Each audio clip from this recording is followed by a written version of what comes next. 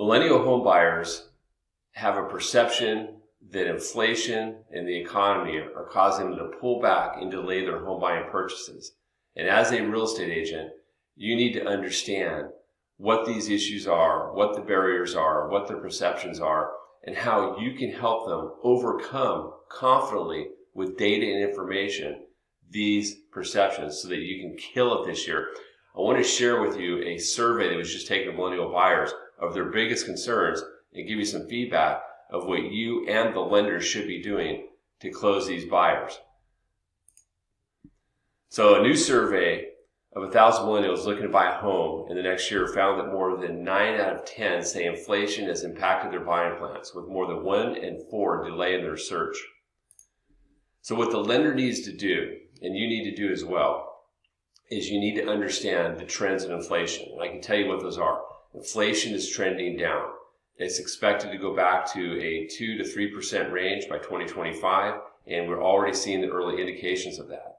So it's important to understand that inflation is going away and the prices are going to come back down. And also, you have to have, the lender especially, has to have a level of financial fluency and literacy to understand budget, sustainable housing payment, student loans, debt management, cash reserves, all of that, so that they can confidently give a plan to a first-time home buyer that they're excited to take action on. Let's look at the next one. 62% of millennial buyers say that they plan to put down less than 20% on a home. Furthermore, only 34% of millennials did the same in 2022, showing a significant shift, with most millennials, more than half, only having $10,000 in savings right now. So, as prices have gone up, people have spent more money, right? But the other thing that's happened is that as you, the agent, and particularly the lender must have access to all of the first-time homebuyer programs for that capital. But more importantly, all those programs have income limitations. Even if you're a first-time homebuyer, there's still income limitations. A lot of these millennial buyers have pretty good income.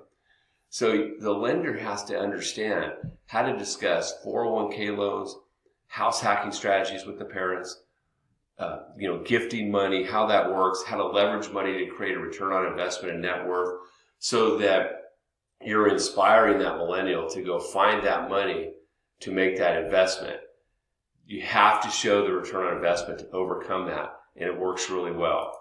Next, more than half millennials say they can't afford a home, with more than 41 citing not enough money, which we just covered, or worrying they can't qualify for a mortgage. So this gets into the whole debt ratio. In debt ratio, there's a sustainable housing payment, and the lender must know what that looks like, what that range is, how high they can go, and also have certain programs. For example, the temporary buy down or a payment subsidy where we get the seller to pay part of the payment for the buyer for up to 2 or 3 years is available right now. There's permanent buy down strategies in which you buy down the rate low and that creates a lower payment. There's also the big strategy that I personally use right now is marry the house, date the rate, where we set up a plan to show them this is your payment for the first 24 months. But we know based on historical trends in the economy that rates are going to come down. And when they do, we will refinance you, and being able to show that to them. The lender has to be able to do all of this to overcome that fear. Or you know what's going to happen to you? You're going to give out leads and you're going to burn leads, and you're not going to close as much business as you like because of a lack of financial literacy on some of your partners.